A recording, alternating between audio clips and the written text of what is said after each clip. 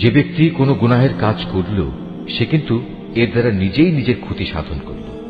আল্লাহ তাআলা সবকিছুই জানেন, তিনি কুশলী। যে ব্যক্তি একটি অন্যায় কিংবা পাপ কাজ করল কিন্তু সে দোষ চাপিয়ে দিল একজন নির্দোষ ব্যক্তির ওপর, এ কাজের ফলে সে প্রকারান্তরে সাংঘাতিক একটা অপবাদ ও জঘন্য গুনাহের বোঝা নিজের ঘাড়ে উঠিয়ে নিল।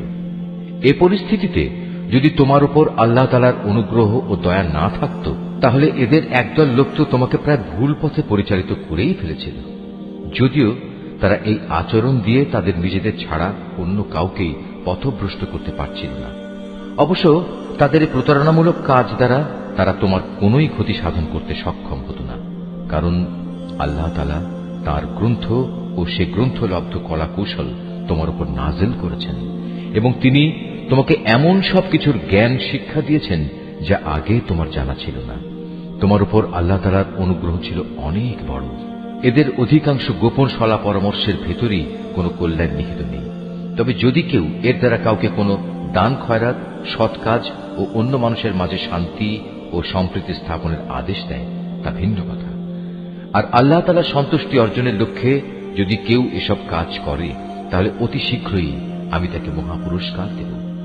আবার যে ব্যক্তি তার কাছে প্রকৃত সত্য স্পষ্ট হয়ে যাওয়ার পর রসুলের বিরুদ্ধে আচরণ করবে এবং ইমানদারদের পথ ছেড়ে বেঈমান লোকদের নিয়ম নীতির অনুসরণ করবে, তাকে আমি সেদিকেই পরিচালিত করব যেদিকে সে চলতে চেয়েছে।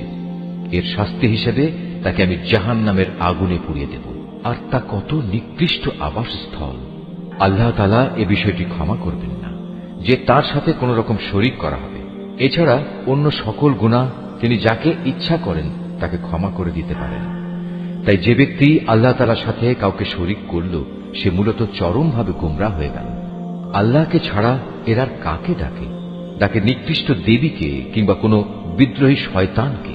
তার উপর আল্লাহ তাআলা অভিশাপ বর্ষণ করেছেন, কারণ সে আল্লাহকে চ্যালেঞ্জ দিয়ে বলেছিল, আমি তোমার বান্দাদের এক অংশকে নিজের দলে শামিল করেই ছাড়ব। সে আরো বলেছিল, আমি অবশ্যই তোমার বান্দাদের গোমরাহ করে দেব, আমি অবশ্যই তাদের হৃদয়ে নানা প্রকারের মিথ্যা কামনা বাসনা জাগিয়ে তুলব এবং আমি তাদের নির্দেশ দেব যেন তারা কুসংস্কারে লিপ্ত হয়ে জন্তু জানোয়ারের কান ছিদ্র করে দেয়। আমি তাদের আরো নির্দেশ দেব যেন তারা আল্লাহ তাআলার সৃষ্টিকে বিকৃত করে দেয়। মূলত যে কোনো ব্যক্তি আল্লাহ তাআলার বদলে শয়তানকে নিজের পৃষ্ঠপোষক বানিয়ে নেবে, সে এক সুস্পষ্ট ক্ষতি ও লোকসানের সম্মুখীন হবে।